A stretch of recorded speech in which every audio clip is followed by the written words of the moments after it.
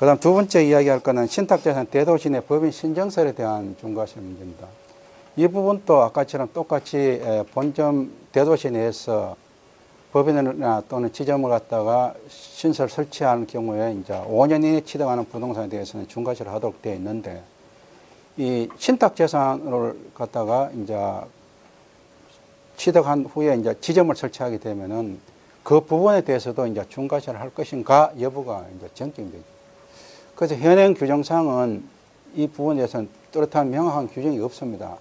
없기 때문에 이제 중과실을 안 해야 되는데, 문제는 이제 행정해석에서 행안부 유권해석에는 아직도 계속 아까처럼 중과실에 해당이 된다는 유권해석을 하고 있으니까 이거에 대해서 명확한 규정을 둬야 되는데, 마침 최근에 이제 심판원 결정에서는 이제 중과실 보완되는 한계가 있다는 결정이 나왔으니까 좀 다행인데요. 여하튼 이 부분도 계속적인 입법적인 보완이 필요한 그런 과제가 될 것이다, 이렇게 보고 있습니다. 그 다음 세 번째는 신탁재산 토지분 재산세에 대한 과세 문제인데요. 수탁자 보유한 상태에서 위탁자가 사용을 하게 되면은 어떻게 해야 될 것인가. 자, 어떤 문제냐면, 당초에 위탁자가 갖고 있는 재산이 저율의 분리과세 대상이 되는 회사다, 이 말입니다. 그런데 담보신탁을 하게 되면은 이전 누가 됩니까? 수탁자에 넘어가냐. 수탁자에 넘어간 상태에서 누가 사용해야 돼요?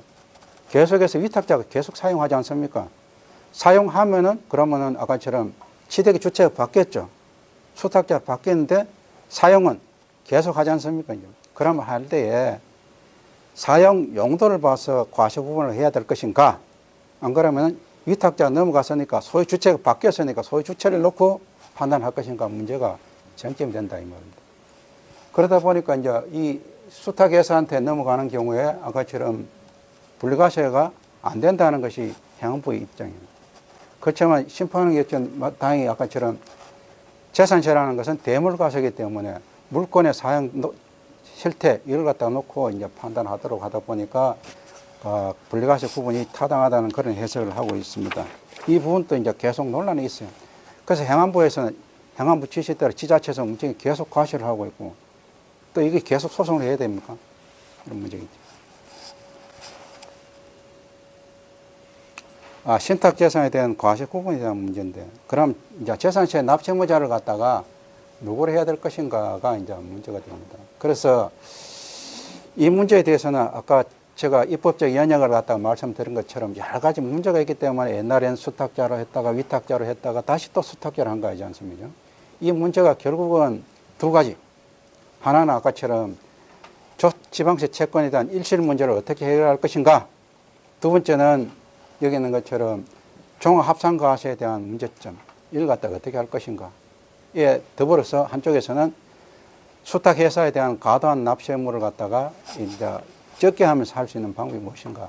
이게 이제 하나의 과제가 되어 있습니다. 이 부분에 대해서는 위탁자로 해야 된다는 논점과 이제 수탁자로 하는 논점이 두 가지가 있습니다. 그래서 물론 위탁자로 해야 된다는 것은 수탁회사는 재산 관리인에 불과한 거 아니냐. 그렇기 때문에 실질적인 과세 측면에서는 입이 되는 것이다는 측면과, 본래 재산세라는 의익과세적인 측면이 있다. 실제로 이익은 누가 보느냐? 위탁자로 보는 거 아니냐. 그렇기 때문에 위탁자를 갖다가 납세무자로 해야 된다는 것.